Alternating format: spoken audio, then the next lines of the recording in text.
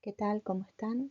Soy Carolina Gabriela Postebón, profesora de matemáticas, magíster en enseñanza de las ciencias exactas y naturales con mención en matemática y les voy a presentar el trabajo final de la maestría en enseñanza en escenarios digitales eh, que confeccioné dirigida por la doctora Gabriela Aranda, a quien le estoy muy agradecida, al igual que al jurado evaluador, y les voy a comentar algunas consideraciones porque, bueno, el tiempo no permite ahondar en todos los detalles.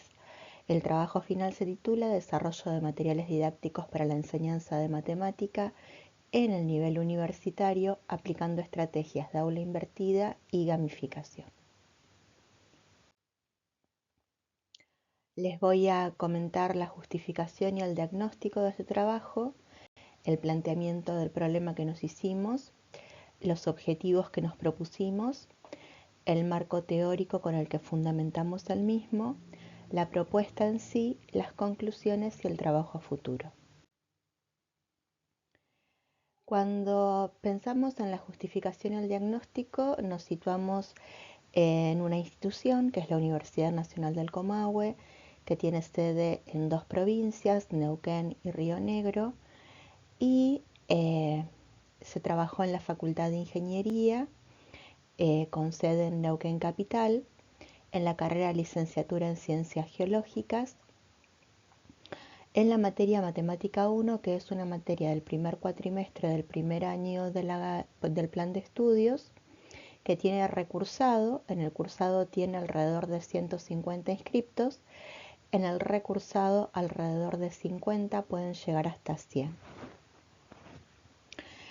Y bueno, es una materia que tiene 8 horas semanales de cursado, se dan 4 horas teóricas y 4 horas prácticas, y el equipo de cátedra está conformado por una profesora adjunta, que es quien les habla, un profesor de trabajos prácticos, un ayudante de primera y eventualmente un ayudante de segunda.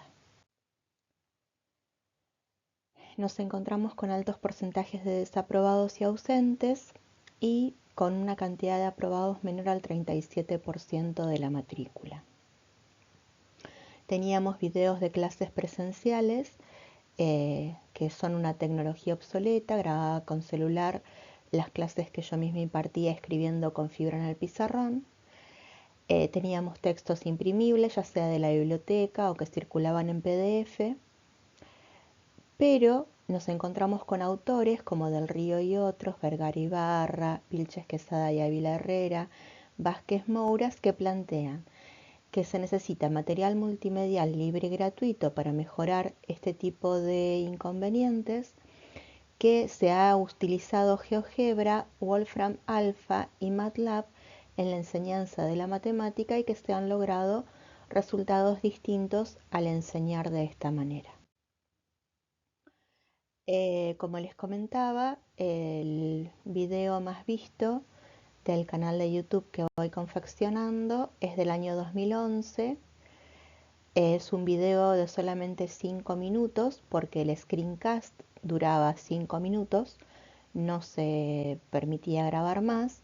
Se utiliza GeoGebra, hay dos videos de este estilo y en el 2011 el tiempo de producción y en equipos y conexiones eran muy lentas. El segundo video más visto es un video del 2018 de 11 minutos de duración, ya está grabado con celular, no con screencast, y es de una clase que yo escribí en pizarrón. Y a partir de ese video se empiezan a subir muchos otros videos de este estilo, que son los que tienen más visualización por ahora en el canal. Es un pizarrón físico filmado con celular. También encontramos que en otras materias como en estructura de datos de la Facultad de Informática en la misma universidad, Aranda y otros plantean el uso de la gamificación para motivar en un aula taller, lo que motivó a utilizar la gamificación también en la enseñanza de la matemática.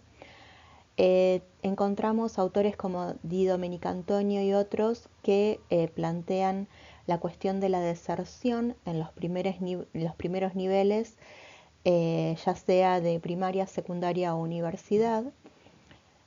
Y nos encontramos con autores como Abraham que plantean la gamificación en el turismo, y entonces nos cuestionamos, ¿por qué no gamificar la educación? ¿Por qué no gamificar el aprendizaje de la matemática?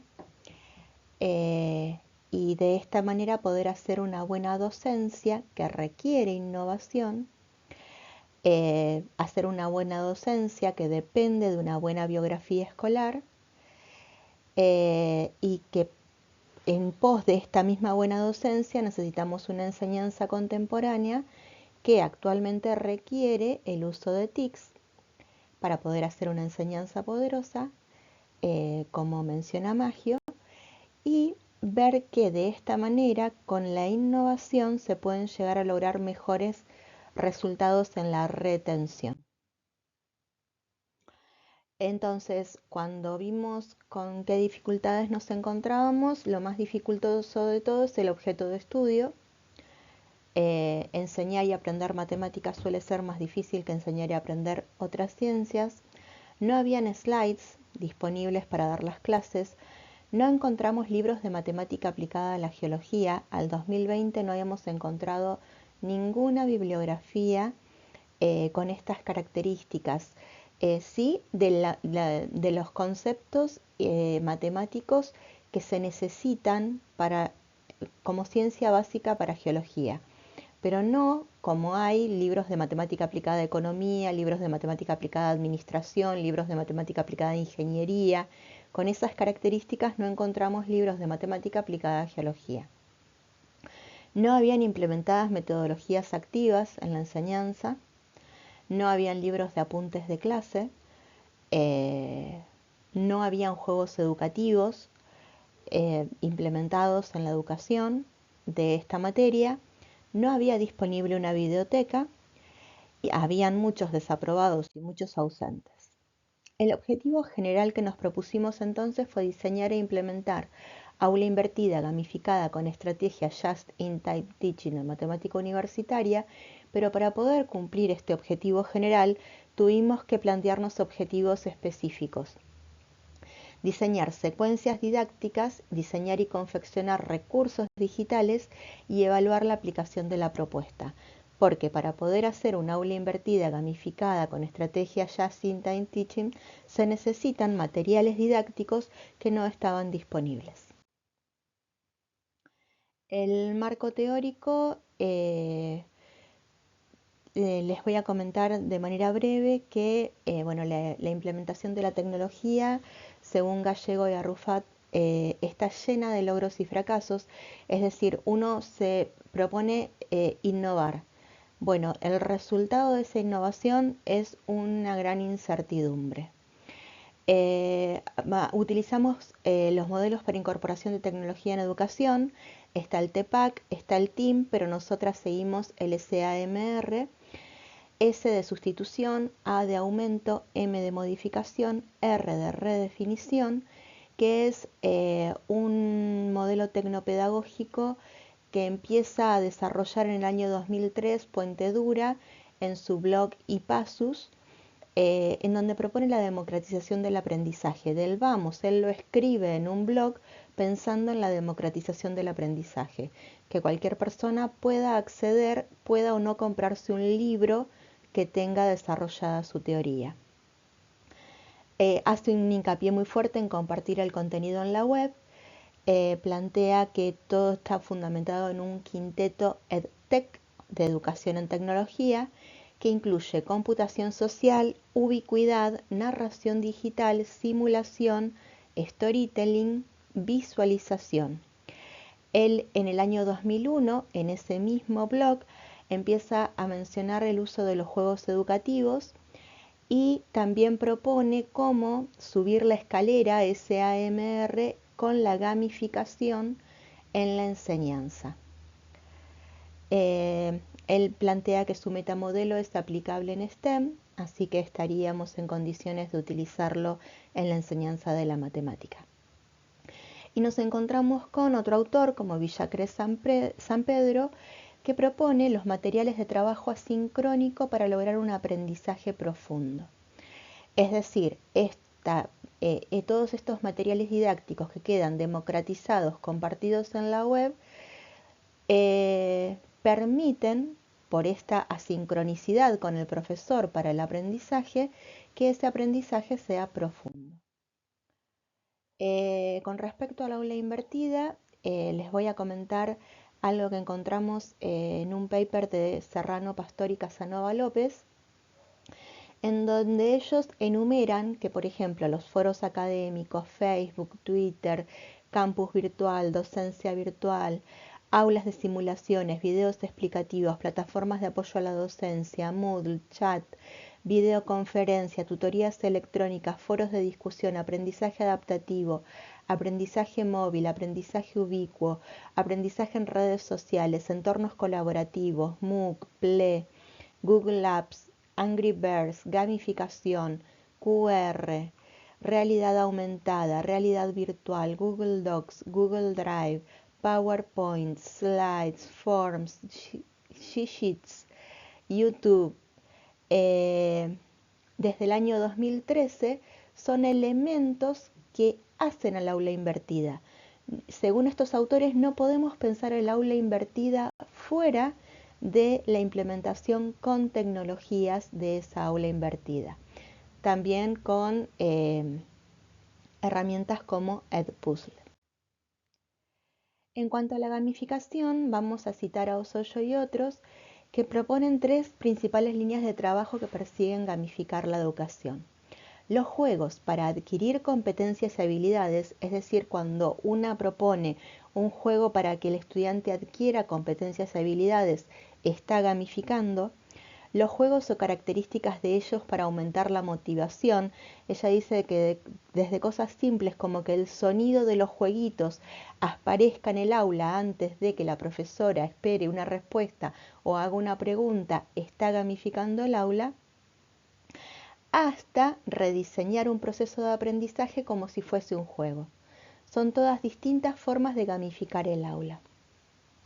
Algunos de los muchos aspectos que abarca la gamificación educativa son lecturas, aventuras gráficas, videos, simuladores, puntos, casas del tesoro, insignias, actividades llave, plazos, niveles, ranking, bonos, control conductual, feedback adecuado, avatares fantásticos, aprender por ensayo y error, itinerarios formativos, uso de las redes sociales.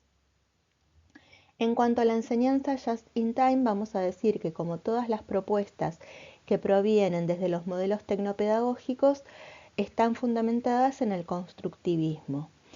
No se esperan largas escuchas, sí se espera leer o ver videos antes de las clases, sí se esperan proyecciones breves en clases, sí se espera interactuar estudiantes con el docente, sí se pueden esperar cuestionarios respondidos de antes de la clase, resolver Kahoot, ejercicios cuando estamos en contacto con el docente, esto siguiendo a los autores Artari y Seville.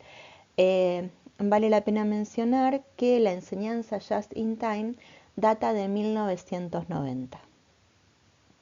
En cuanto a los materiales digitales, Manuel Aria Moreira plantea en un video en el que da muchas definiciones y muchos aspectos relevantes que uno conoce los medios de información y comunicación. Cuando estos medios son de enseñanza o lo que se comunica son materiales didácticos, estamos hablando de materiales digitales, que son cualquier recurso tecnológico que articula en un determinado sistema de símbolos ciertos mensajes con propósitos instructivos. El mismo Aria Moreira cita a Escudero para poder definir los recursos tecnológicos con propósitos instructivos. A esos recursos se los puede remixar o mashupear.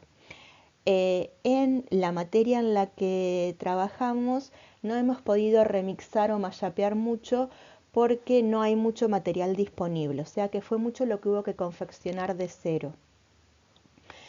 no se pudo hacer tanta curación de contenido, hubo que hacer mucha confección de contenidos.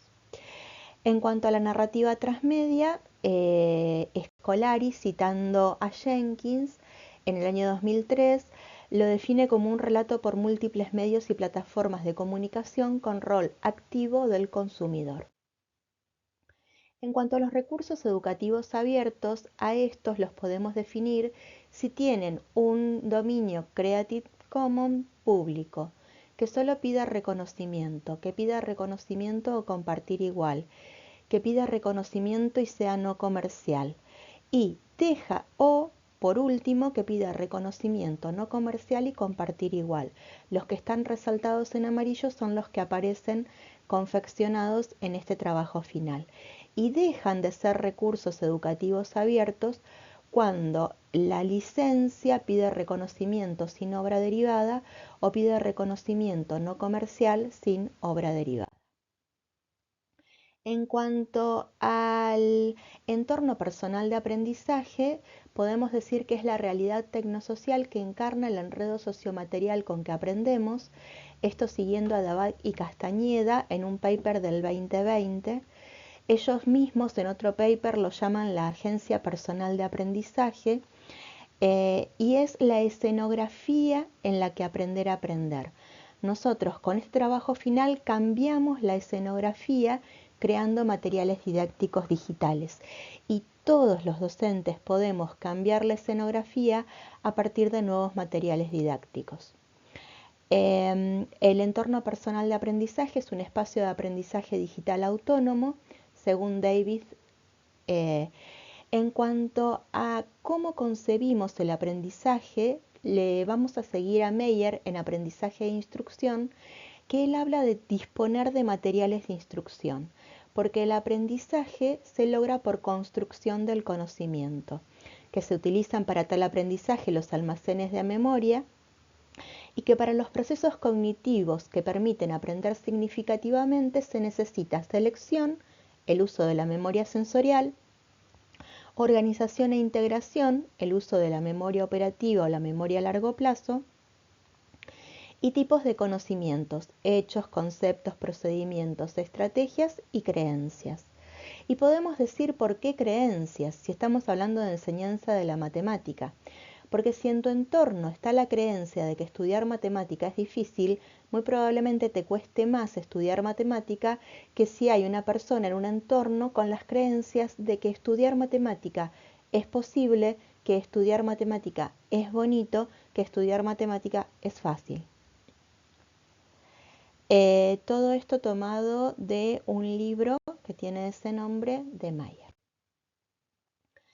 En cuanto a la evaluación, vamos a decir que es una medición cualitativa o cuantitativa, pero vamos a decir, y esto pensando a Palou de Maté, que no es acreditación solamente.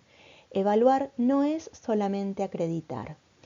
Tenemos que plantearnos qué evaluar, cómo evaluar, para qué evaluar, cuándo evaluar, dónde evaluar, esto siguiendo a Pimienta Prieto, y esto nos va a permitir conocer el estado del aprendizaje.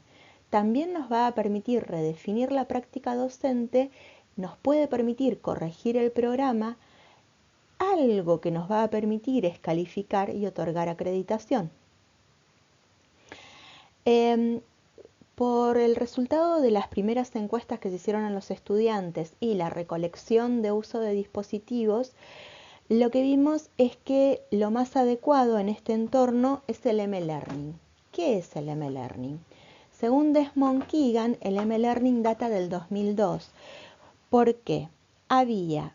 Hubo una educación a distancia. Uno estaba en determinado lugar y por correo postal llegaban los cuadernillos para estudiar y después enviar y seguir por la radio la clase y después enviar la evaluación por el mismo correo postal. A posteriori surge Internet y se empieza a hablar de e-learning con unas mismas características de esa educación a distancia. Y por último aparece el M-Learning. En este libro, Desmond Keegan enseña a usar los celulares para poder aprender con ellos. ¿Qué celulares podían ser? Ericsson HS210, Compaq y PAC, Ericsson R380, Ericsson R520. Y es a esta altura de la historia, en el M-Learning, que aparece el concepto de ubicuidad del aprendizaje. En cuanto a la innovación y la retención, el Instituto Pell para el Estudio de Oportunidades en la Educación Superior lo que hace es decir que cuando nos centramos en la cultura del estudiante para captar su atención y retenerlo en la vida universitaria, logramos que más gente se gradúe. O sea que en la cultura del estudiante hay tecnología, si utilizamos esa tecnología vamos a lograr retenerlo.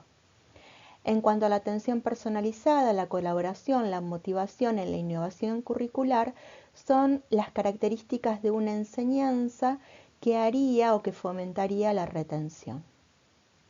En cuanto a la propuesta, utilizamos el modelo SAMR, subimos escaleras, ¿sí? Sustituimos que fue un peldaño, aumentamos siguiente peldaño, modificamos siguiente peldaño, hasta que redefinimos al punto de que si nos falta la tecnología, la clase que podemos dar volviendo al pizarrón con fibra ya no es la misma. Este es el modelo tecnopedagógico de referencia que utilizamos. Rediseñamos y confeccionamos materiales didácticos, libros en PDF, videos, diapositivas y juegos educativos, muchos. Rediseñamos estrategias metodológicas porque disponiendo de estos materiales didácticos pudimos hacer un aula invertida gamificada con estrategia Just-in-Time Teaching. ¿Y a dónde aplicamos el modelo? Fuimos del pizarrón verde, en el que se escribe con tiza, o del pizarrón blanco, en el que se escribe con fibra, al libro de apuntes en PDF con links y QR, a las diapositivas dinámicas y coloridas, a los juegos educativos online y offline, a los slidecasts en YouTube, a los materiales accesibles, al aula invertida gamificada con Just-in-Time Teaching. Esta es nuestra aula en PEDCO. Es un aula de la que no tenemos referencia desde que comenzamos el trabajo final integrador, porque cada cuatrimestre la redefinimos para iniciar la cursada. Siempre utilizamos la misma aula y la reciclamos, lo que no genera tanta basura tecnológica y digital, pero bueno, no hay referencia de las aulas virtuales anteriores. En cuanto al rediseño y la creación del material didáctico de soporte, lo fuimos mechando con la aplicación en el caso real y vamos a empezar por la videoteca. El canal ya estaba confeccionado, lo que se hicieron fueron prepantallas para transmisiones en vivo, pre y post pantallas para los videos slidecast y se generó un material menos obsoleto. Acá tenemos el primer intento de videoteca en geología para la nivelación del año 2013, celular, escribiendo en papel, no se pudo lograr la videoteca. Se empieza el primer cuatrimestre del 2020 confeccionando videos de pizarrón grabados con celular, pero virtualizamos. Hay videos de pizarrón filmados de antes, pero de otras materias, no de matemática 1 para geología, por eso se disponían de videos de este estilo con algunos temas. Después, ya en el segundo cuatrimestre del 2020, se empiezan a hacer grabaciones de Meet, se hacen videoconferencias que después se suben a YouTube. En el segundo cuatrimestre del 2021 se hace streaming, se hacen transmisiones en vivo por YouTube. En el primer cuatrimestre del 2022 se confeccionan ejemplos en modo slidecast de todas las unidades de la materia del programa.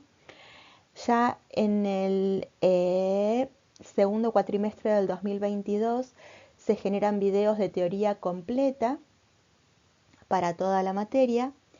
Se hace también una lista de reproducción de realidad aumentada, una lista de reproducción explicando la utilización de GeoGebra y después se empiezan a hacer los materiales accesibles.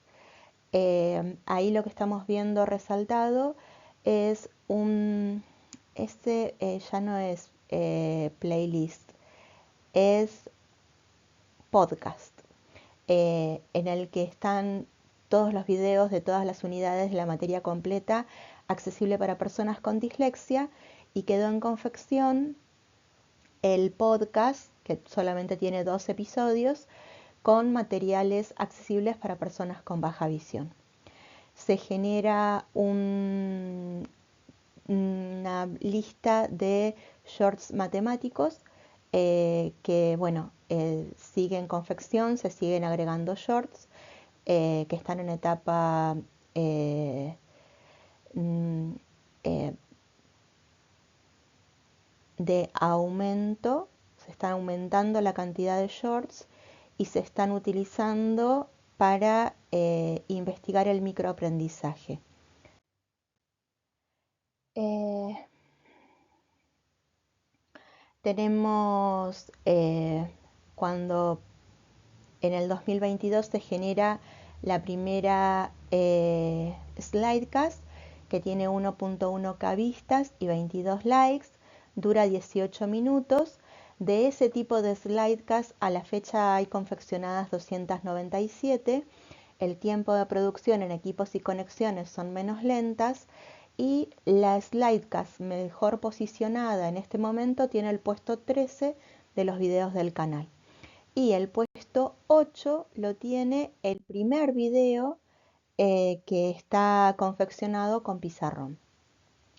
Podemos ver prepantallas de transmisiones en directo que se publicaban antes de comenzar la clase cuando se hacía streaming. Hay distintas.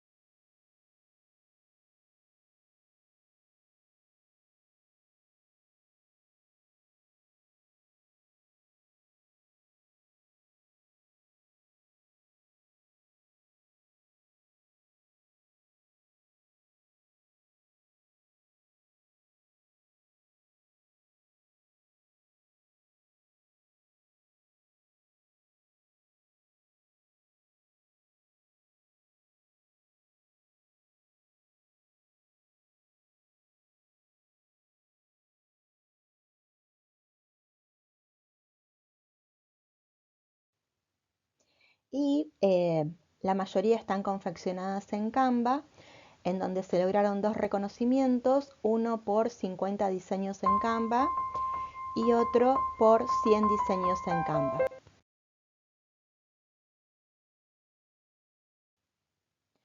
Las prepantallas o slidecast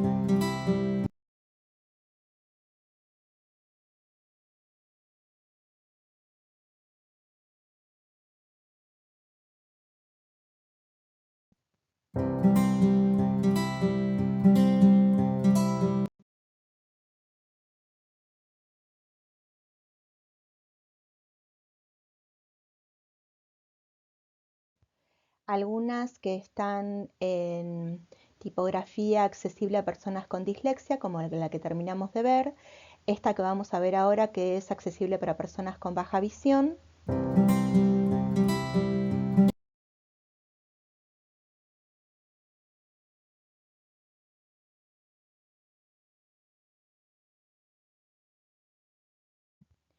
Todo material que se puede confeccionar directamente en Canva. Canva no requiere como Word que se le cargue la tipografía en un mat type para poder escribir con tipografía Open Dyslexic en las ecuaciones matemáticas. Y las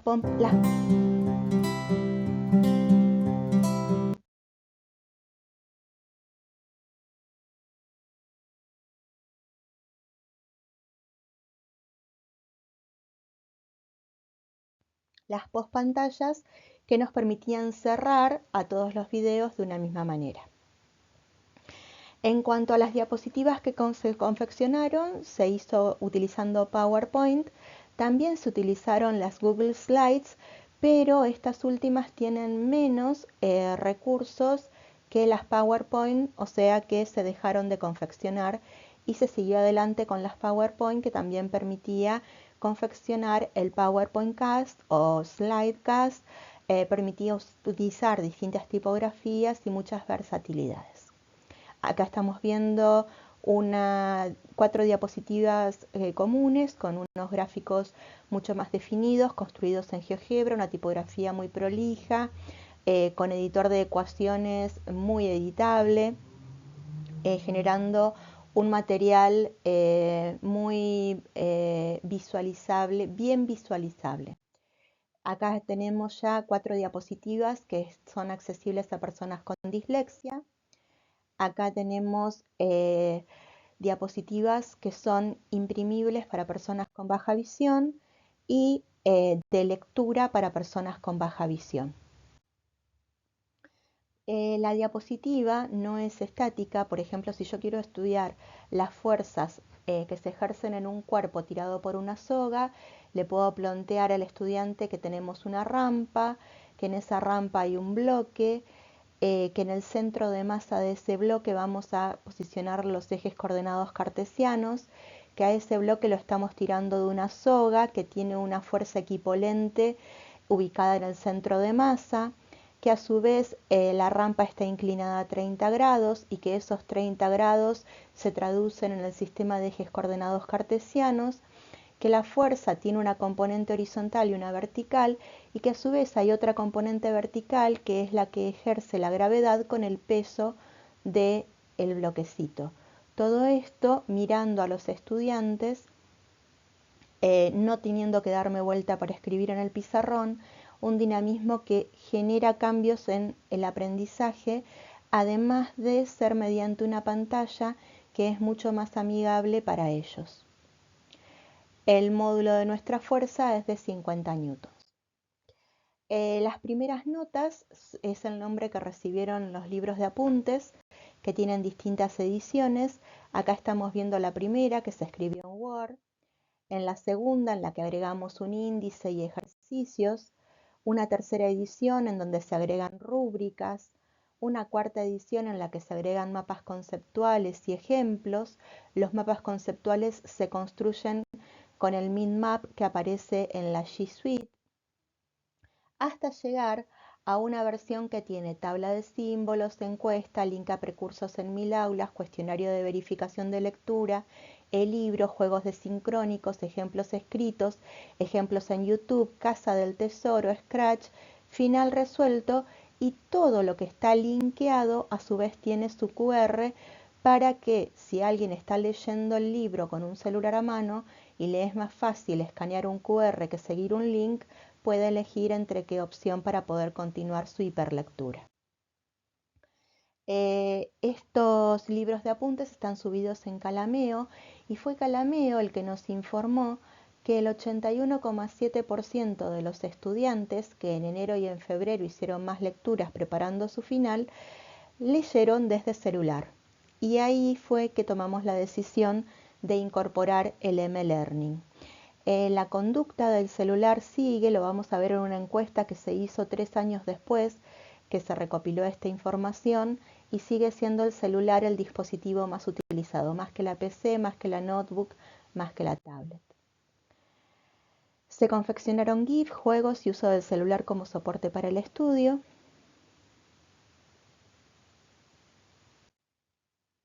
Acá estamos viendo los GIF, las primeras 3 columnas de izquierda a derecha son de confección propia. Esas confecciones se hicieron en PowerPoint, en Shotcut o en Canva. Acá estamos viendo cómo algunos de esos GIF se han utilizado para la presentación de los juegos educativos. Los que estamos viendo es la ludoteca de Quizzes, biblioteca se llama en Quizzes, de juegos confeccionados para distintas materias, entre ellas Matemática 1 para la licenciatura en Ciencias Geológicas.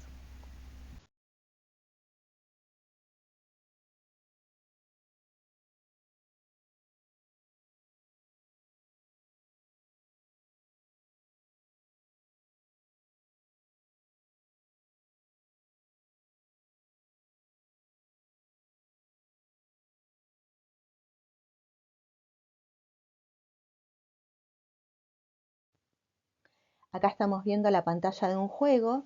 Cuando terminamos de jugar, se nos informa la cantidad de respuestas correctas o incorrectas.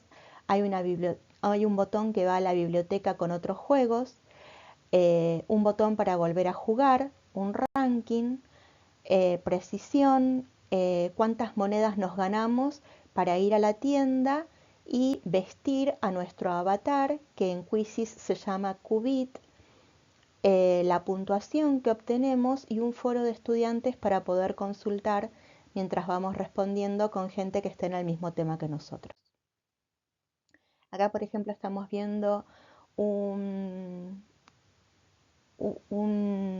imagen de pantalla de los juegos, una imagen de un juego.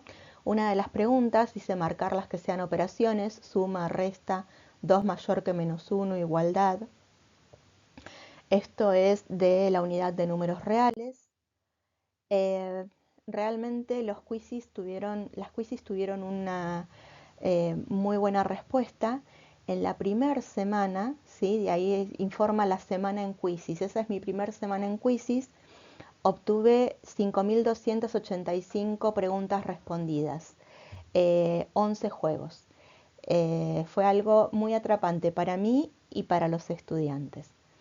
Al punto de obtener la certificación de Game Changer, que la otorga la plataforma Quizzes, porque también te capacita para poder diseñar juegos en esa plataforma. Acá estamos viendo la utilización de GeoGebra en la PC.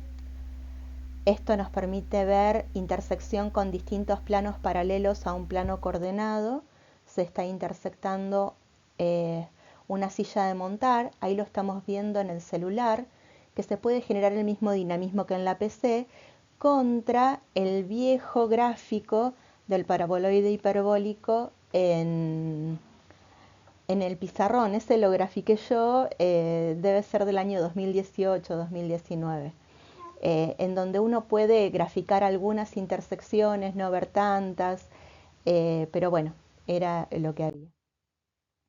En cuanto al rediseño de las secuencias didácticas, Esto visto desde la aplicación a un caso real, tenemos 4 estilos de secuencias, 4 tipos de secuencias. La secuencia A es para un 100% de virtualidad, que no habla de un 100% de educación a distancia. Estoy hablando de un 100% de virtualidad. Teníamos los horarios, un Google Sheet que nos ordenaba la tarea del segundo cuatrimestre del 2021, los horarios, el link a PEDCO, al aula virtual de la plataforma de educación a distancia de la Universidad Nacional del Comahue, el link a Calameo, el link al grupo de Telegram.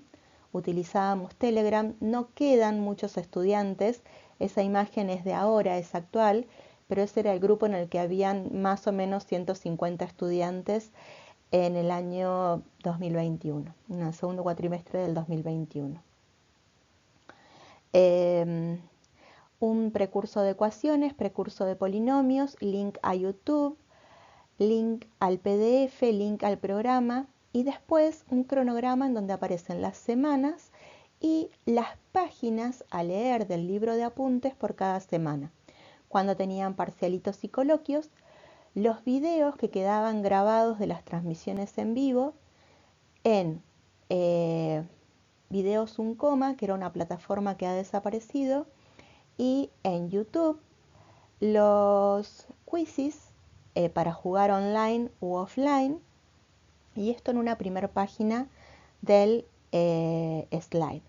También tenemos un e-portfolio porque ese cuatrimestre los estudiantes que pasaron el primer parcial fueron 9, entonces para poder hacer un trabajo más personalizado, ellos preparaban clases con sus diapositivas, sus elementos, sus ejercicios estudiados y los defendían como en un programa de televisión y con eso iban calificando para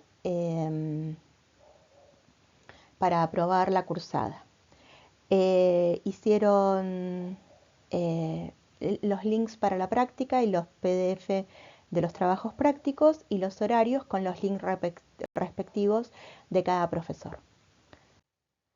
Para la secuencia B se tuvo un 50% de virtualidad, la teoría era mediante Meet, un 50% de presencialidad física en 2 burbujas, 50% iba un día, 50% iba otro por la capacidad del aula y la cantidad de estudiantes. Esto era el regreso a la presencialidad cuidada. Se habla de un grupo de un primer cuatrimestre, más numeroso que el anterior. Se seguía teniendo el material de lectura en Calameo. Se podía tener también en un PDF. Había un link a un grupo de WhatsApp. Dejamos de utilizar Telegram porque te quedás sin datos y no tenés Telegram. Sin embargo, te quedás sin datos y seguís teniendo WhatsApp. Acá está el grupo de WhatsApp de ese entonces. Un link a la lista de reproducción de YouTube. Un link al Meet del sincrónico. El programa. Tabla de reales porque trabajamos con tabla en ese entonces. Y la hoja de ruta, que era el cronograma, las lecturas, las páginas que tenían que leer, los temas. Habían juegos de sincrónico, jugábamos juegos en el teórico durante la clase, no durante la clase porque la clase era mucho más que el encuentro virtual. En el encuentro virtual jugábamos juegos, también respondían cuestionarios antes del encuentro sincrónico, además de jugar los juegos durante el sincrónico. Habían juegos que eran acreditables. Quedaban grabados los sincrónicos porque eran transmitidos en directo y además se empezaban a subir los ejemplos en Slidecast en YouTube para que los vean después de las lecturas y antes de tener los sincrónicos. Entonces ahí dice, viernes a la noche o sábado tenían para ver un ejemplo en video. Esto respecto a la hoja de lecturas. A donde se iban compartiendo las calificaciones que iban obteniendo. y quienes conformaban cada comisión para ir 50 y 50 al aula física o 50 y 50 al aula virtual. En cuanto a la secuencia C, ya se hace con un 100% de presencialidad física. Se hace un grupo de WhatsApp. También siempre hubo un grupo en contacto, los docentes con el docente, yo en contacto con los estudiantes. Tabla para las propiedades de reales y otras fórmulas que usualmente se las olvidan. Link al canal de YouTube, link al programa, link a Calameo, link al PDF. Y acá lo que hacemos es dejar de pedir las lecturas, dejar de pedir que respondan los cuestionarios antes de venir a clase, porque la respuesta de cuestionarios no tuvo éxito. La visualización de videos no se hacía previamente a la clase, uno puede enterarse por las visualizaciones que informa YouTube. Entonces lo que empezamos a trabajar son teorías breves en clase y que en clase resuelvan ejercicios. El que veía los videos venía con ventaja, pero eran los menos. Entonces lo que hicimos para poder llegar a más gente es empezar con teorías breves, utilizando las diapositivas. Ahí ya era distinto, la clase estaba mucho más guiada desde lo presencial físico. Este se transforma en el cronograma, pero este cuatrimestre es el cuatrimestre que más se gamifica, porque en vez de colocar calificaciones se otorgaban insignias. El estudiante no tenía un número al final de su examen. Lo que tenía era una insignia y según la insignia era cómo seguía el juego. Si en la insignia vos tenías, por ejemplo, aprendiz, lo que ocurría era que tenías que volver a jugar el mismo juego, el mismo nivel de juego, que en otro momento se llamaba recuperatorio, pero ese cuatrimestre no se llamó recuperatorio. Y quien tenía, por ejemplo, una insignia maestro, era que había pasado de nivel y había jugado tan bien que tenía la posibilidad de, si sacaba en el siguiente examen también insignia maestro, jugar un nivel altísimo, que en otro tiempo se llamaba coloquio, pero que era el nivel que te permitía aprobar la materia sin rendir final. Hay juegos para el parcial 2, eran acreditables, sumaban puntos por jugar. Esos eran los inscriptos y ya empezamos a tener, que se conserva hasta la fecha, una solapa de PDF videos parcial 1 y una solapa de PDF video parcial 2. De manera que ellos ya tenían los contenidos en video o en PDF de las diapositivas para estudiar. A esta altura no se hablaba de accesibilidad. Puede ser que los materiales que se hayan confeccionado hayan tenido un grado de accesibilidad, pero no se ha hecho intencionalmente accesibilidad para esos materiales.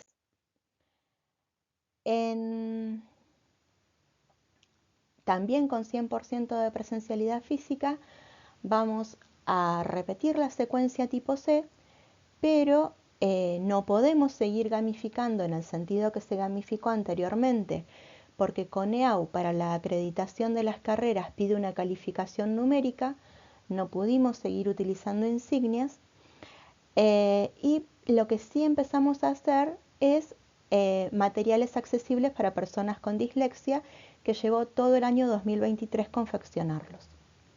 Entonces, también tuvimos grupo de WhatsApp, link a YouTube, programa, link a Calameo, bueno, distintos. Se empieza a generar una hoja de final con link al grupo de final, las notas que obtuvieron en el ingreso, a quienes se les sumaron 5 puntos si habían aprobado el ingreso en el primer parcial, la solapa de videos PDF parcial 1, video PDF parcial 2. Lo que veíamos recién son las lecturas que hay en el Google Drive de el acceso a este material en Google Sheet. El número de lecturas va cambiando, la cantidad de gente que entra por día a ver la hoja va cambiando, pero queda registrada cuánta gente lee en el día el Google Sheet. Por último, en la secuencia D, lo que hacemos es siempre un grupo para estar comunicados, link a YouTube, programa, link a Calameo, link a PDF. Y acá, cronograma, asistencia, video PDF parcial 1, video PDF parcial 2. Se les sigue sugiriendo que vean los videos antes, que lean antes de venir a clases, que eso les ayuda. Ya por la experiencia anterior sabemos que no son muchos los que los hacen, pero se les sigue diciendo que es conveniente para ellos, ¿no? Obviamente. Y en esta secuencia ya se pasa a dar teoría sin hacer stop para resolver ejercicios. Se dejan de dar teorías breves porque el tiempo para dar el programa con teorías breves y que resuelvan ejercicios es muchísimo. Entonces, bueno, no es posible de esa manera. Entonces, con esto ya vamos cerrando las secuencias y lo que les voy a mostrar en grupos posteriores en donde los estudiantes no se fueron, ahí por ejemplo hay 175 miembros, ahí hay 197, ahí hay 78, o sea que los grupos de WhatsApp tienen más estudiantes, lo que pasa es que cuando hice las imágenes de pantalla para poder compartir en la diapositiva, ya muchos estudiantes por haberse terminado el cuatrimestre se han ido del grupo. En cuanto a los análisis de los resultados, tenemos los resultados en el e-portfolio, los resultados en el cuatrimestre que más se gamificó. Tenemos 3 cuatrimestres en donde los exámenes eran virtuales individuales y 4 cuatrimestres en donde los exámenes eran presenciales individuales. Vamos de un 43% de aprobado a un 26% de aprobado y a un 0% de aprobado. En el cuatrimestre en el que se hace el e-portfolio, solamente se logra un 28% de promovidos, ¿sí? Porque como se hace un seguimiento tan personal, ninguno aprobó la cursada. Fueron haciendo todas las tareas en tiempo y forma y de esa manera logramos que todos promocionen. Cuando pasamos a los exámenes presenciales, vamos a un 9% de aprobados y un 4% de promovidos, un 11% de aprobados, un 12% de aprobados, un 17% de aprobados. Lo que genera la sospecha de que los porcentajes altos de aprobados en exámenes virtuales es que muy probablemente muchos se copiaron.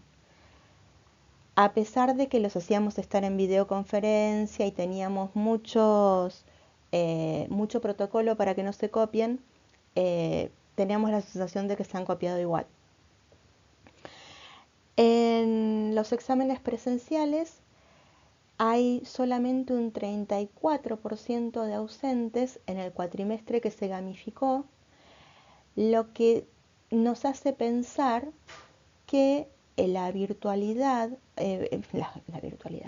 la gamificación es una herramienta, no hablar de una nota, no hablar de aprobado o desaprobado, es una herramienta que retiene estudiantes en ingresantes. Hay otra tabla de frecuencias porcentuales por examen según secuencia. Tenemos cursados del 2022 y del 2023. No figura la secuencia A porque la secuencia A es en la que se utiliza el e-portfolio. En el primer parcial, en ese cuatrimestre que es en el que más se gamificó, logramos un 100% de asistencia al primer parcial. ¿Por qué? Porque el primer parcial era un jueguito. No era sentarse a escribir un examen. No había que ir a rendir presencialmente. Y el 100% jugó ese jueguito. En cuanto al recuperatorio del primer parcial, lo que vemos es que hay en algunos casos un incremento de aprobación en el recuperatorio. Por ejemplo, acá vemos del 2 al 5 al 12 al 23% de aprobados en porcentaje. En el segundo parcial hay también diferencias en cuanto al porcentaje de aprobados y nuevamente se da esa información en el recuperatorio de un incremento. Se va incrementando la cantidad de gente que aprueba el segundo parcial a medida de que van habiendo más materiales disponibles para el estudio.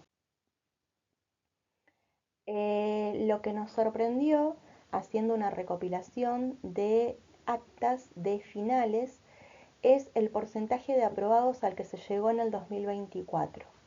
En el 2021 34% de aprobados, en el 2022 38% de aprobados, en el 2023 34% de aprobados y en el 2024 61% de aprobados.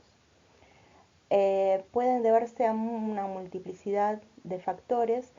Por ejemplo, en el 2024 dejaron de entrar las unidades de cónicas y cuádricas, los lugares geométricos no se evalúan más, o sea que rindieron un programa con menos contenido, pero hubieron también disponibles más materiales accesibles.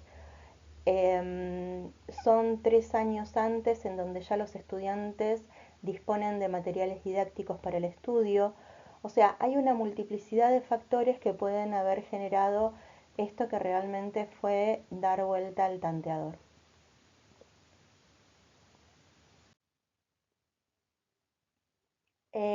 Cuando hicimos la experiencia más gamificada, en el primer parcial 2 estudiantes lograron insignia maestro, 5 estudiantes lograron insignia experto, 7 estudiantes lograron insignia profesional, 39 estudiantes lograron insignia aprendiz. En el segundo cuatrimestre 2 estudiantes lograron la insignia maestro, pero no fueron los mismos estudiantes que lograron insignia maestro en el primer parcial, o sea que no hubieron estudiantes para jugar ese super nivel de coloquio. 3 lograron insignia experto, 1 logró insignia profesional, 14 lograron insignia aprendiz y 4 lograron insignia experto y recuperaron por tema. ¿Qué quiere decir esto? Eh, si habían logrado la insignia experto, quiere decir que algún tema o algunos temas los habían logrado rendir bien, entonces al recuperatorio se focalizaban, estudiaban solamente los temas que no habían aprobado al jugar ese nivel.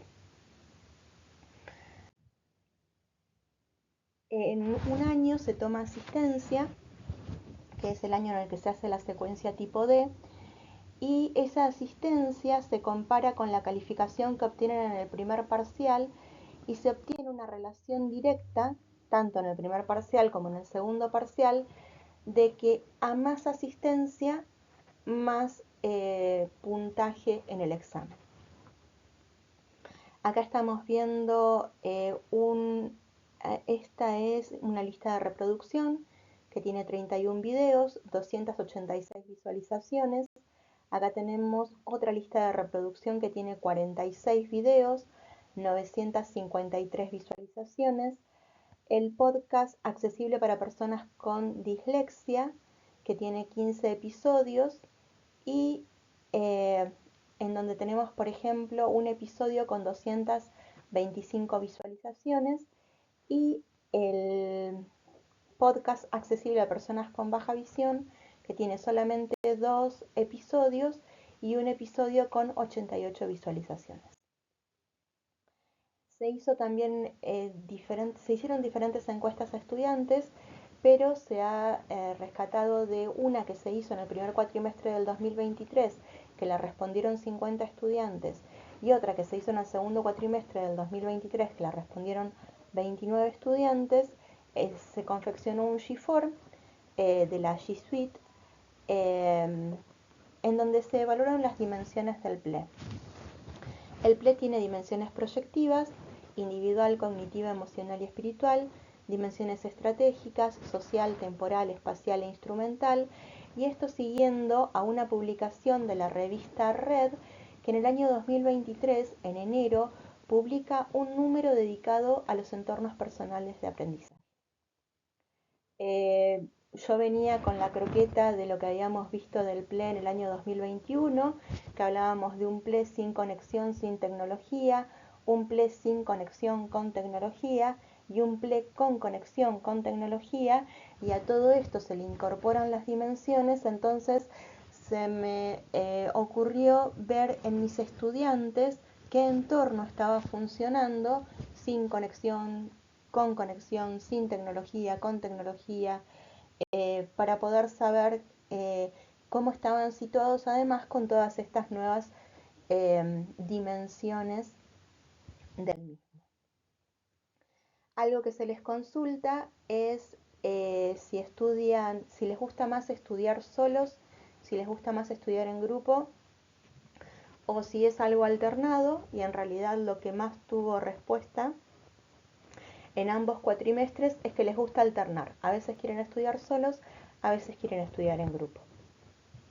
Sobre el lugar de estudio ocurre un fenómeno que no ocurre solamente en este grupo, y es que cuando llegan a la universidad en el primer cuatrimestre prefieren estudiar en su cuarto, y al segundo cuatrimestre el lugar que pasa a ser el top 10, el top 1 en todo top 10, que es la biblioteca física, la biblioteca de la universidad, que nuestra universidad se llama La Paz Casio Moreno. Pasa a ser el lugar en el mundo, ¿sí? La biblioteca pasa a ser el lugar en el mundo de cualquier universitario o universitario. Nuestra biblioteca abre sábados, domingos y feriados, una sala de lectura para ellos, para ellas, porque se entiende que no logran en la casa, en ese lugar que parecía ideal, el cuarto, cuando recién llegaban a la universidad, no logran el nivel de concentración que logran en la biblioteca. En cuanto a las formas de corregir las tareas, se les planteó si prefieren la autoevaluación, la coevaluación o la evaluación docente. En el primer cuatrimestre prevaleció la evaluación de un docente, no la calificación de un docente, la posibilidad de acercarme a preguntarle a un profesor en vez de preguntarle a un compañero o en vez de usar un solucionario. Y en el segundo cuatrimestre también se prefiere la evaluación docente. En cuanto al soporte de lectura, dicen que prefieren las fotocopias en el primero y en el segundo cuatrimestre, pero yo los veo siempre leyendo de un celular, así que muy probablemente les gusten las fotocopias, pero estemos en una realidad de no poder costearnos las fotocopias y tener que leer del dispositivo los PDF. En cuanto a dispositivos, gana el celular en los dos cuatrimestres. En cuanto a internet, tienen internet, lo que es imprescindible si aplicamos un modelo tecnopedagógico en el que queremos subir escalones en cuanto a tecnología. Y le voy a hacer unos comentarios finales sobre el material didáctico implementado y algunas conclusiones a las que arribamos con este trabajo. En cuanto a las secuencias didácticas A y B, los cuestionarios de verificación de lectura casi no tuvieron respuestas. En cuanto a las videoconferencias y los juegos desincrónicos durante las videoconferencias, se ha notado constantemente una brecha digital, tanto en los docentes como en los estudiantes. Los profesores nos quedábamos sin conexión, los profesores nos quedábamos afuera de la videoconferencia porque teníamos dispositivos desactualizados, cosa que también les ocurrían a los estudiantes. La brecha digital se ha notado siempre.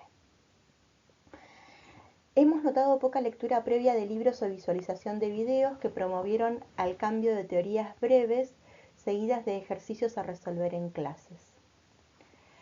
En cuanto a los juegos, hemos subido escalones, hemos redefinido, y por el avance de la tecnología yo creo que van a ser cuestiones que siempre van a poder estar en redefinición. Por ejemplo, todos los juegos que yo confeccioné de motus propio, hoy los puedo confeccionar con un asistente de inteligencia artificial, o sea que tendrían una nueva redefinición en función de lo que aportaría la inteligencia artificial en la confección de los juegos. Hemos pasado del pizarrón blanco con fibra al libro de apuntes, a las slides, a las slidecast. Estamos subiendo, redefiniendo y vamos a seguir siendo, estamos redefinidos y vamos a seguir siendo redefinidos.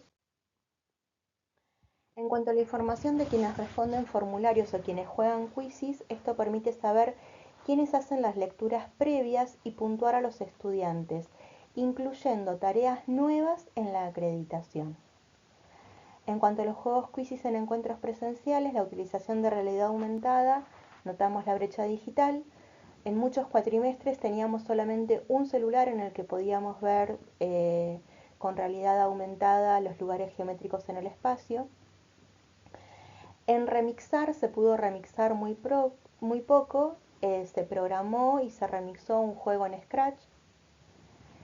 En cuanto a lo que plantean López García y otros, de la utilización de la realidad aumentada, hemos logrado coincidir con ellos.